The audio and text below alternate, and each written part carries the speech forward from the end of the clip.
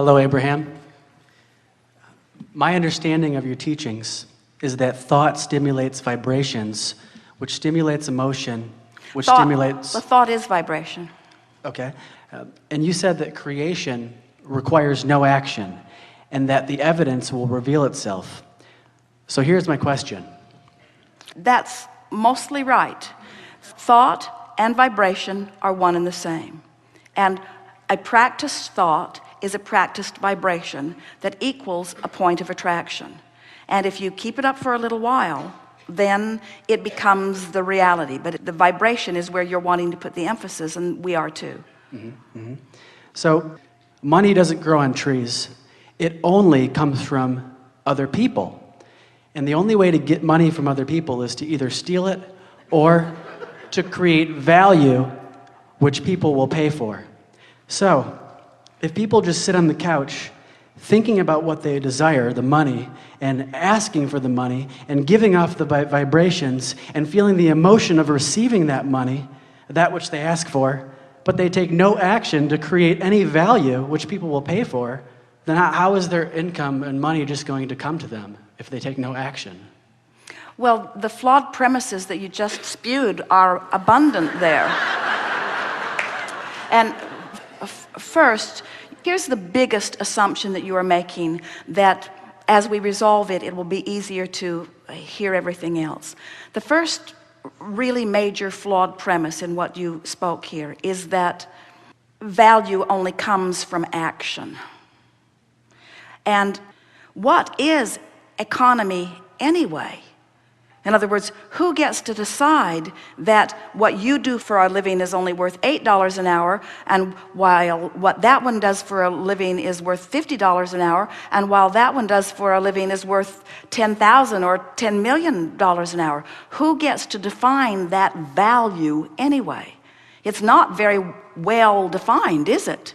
And yet, where did your economy come from? Just a few hundred years ago, on this continent, you were trading beads and shells and a little bit of minerals. That was your basis. Jerry remembers when the gold standard was $35 an ounce, the gold standard.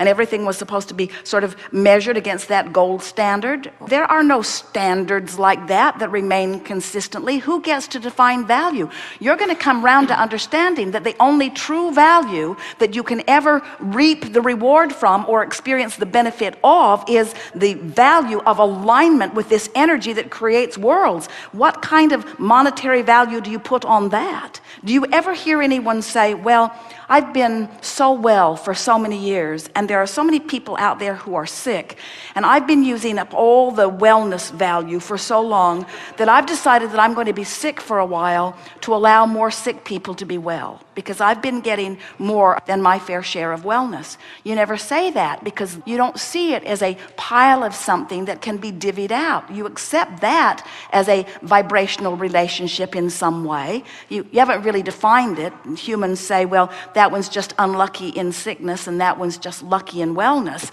But it's not like that at all. There is a vibrational abundance that is being realized by some and denied by others, but they are all doing it to themselves, you see.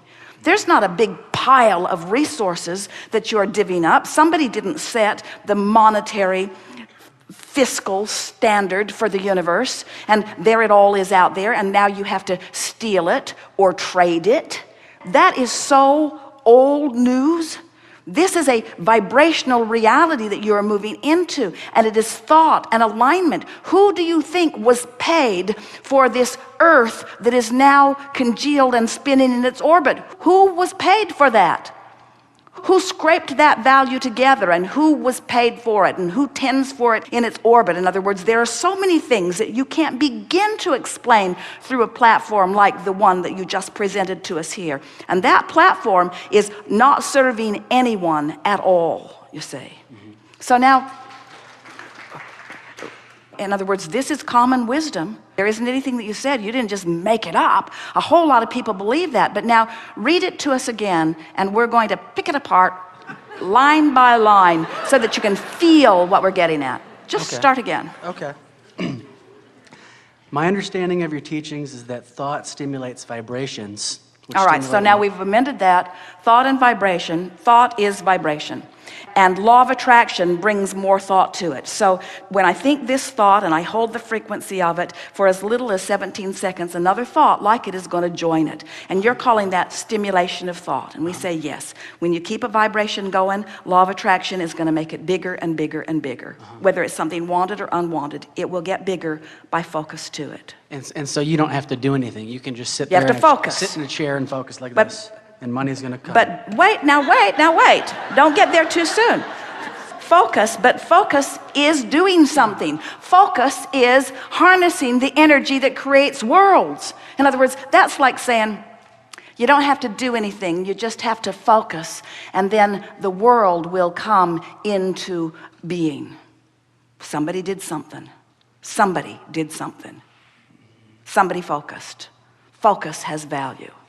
You can sit and focus out of the vortex and your life won't change at all. You can sit and focus in the vortex and your life will change magnificently. The power of your mind is the only power that matters, and all the other stuff you do is just for the pleasure of enhancing what you've really done with your mind, and all the real power is the focus. And for you to call that nothing could not be further from accurate. Okay, all right. Okay. We are enjoying this. We want you to enjoy it too. I'm loving it. Very much enjoying. Okay, so continuing, most people would like enough passive income, but It's not about the action that you offer, it's about the alignment with the dream. It's about the alignment with the real resource. We're talking about tapping into the energy that creates worlds and flowing it through your experience. And a really good place to start is to look around at the vast differences in the way people are living their lives. The people that are working the hardest in terms of action are receiving the least. And the people who are working the least are receiving the most. How do you reconcile that? Most don't. Most just say that sucks. Most just say there's injustice. Most just say, let's take the pie and split it up again. Let's take the pie and split it up again. Let's take the pie and split it up again. And it does not matter how many times you split that pie up. It will move into the vibrational places where law of attraction puts it. In other words, you just can't orchestrate it through action. It is a vibrational attraction or allowance that it is all about. Continue just a little bit. We have 2 minutes. okay. So people want this income, I believe, so that they can be free to express their creativity and fulfill their deepest desire. People want it so that they will feel better. You say they want it so that they can satisfy this and this and this. What they want is alignment, and alignment brings money. And what you're saying is they want the money so that they can then observe alignment, and we say they want the alignment which will bring the money.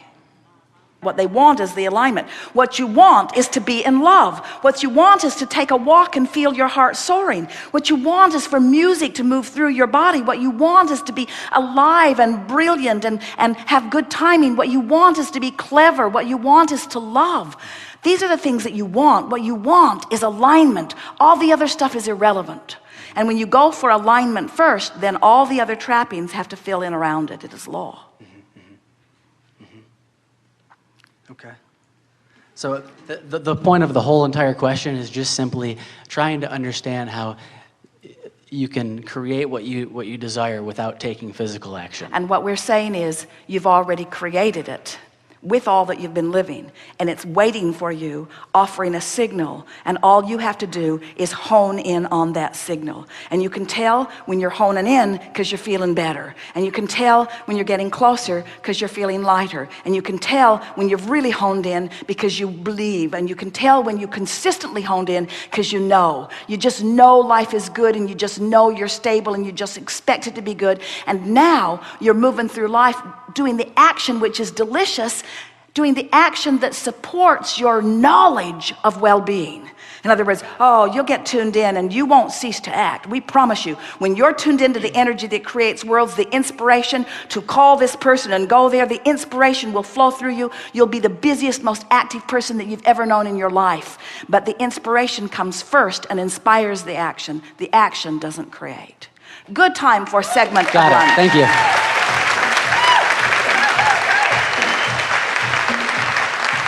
you.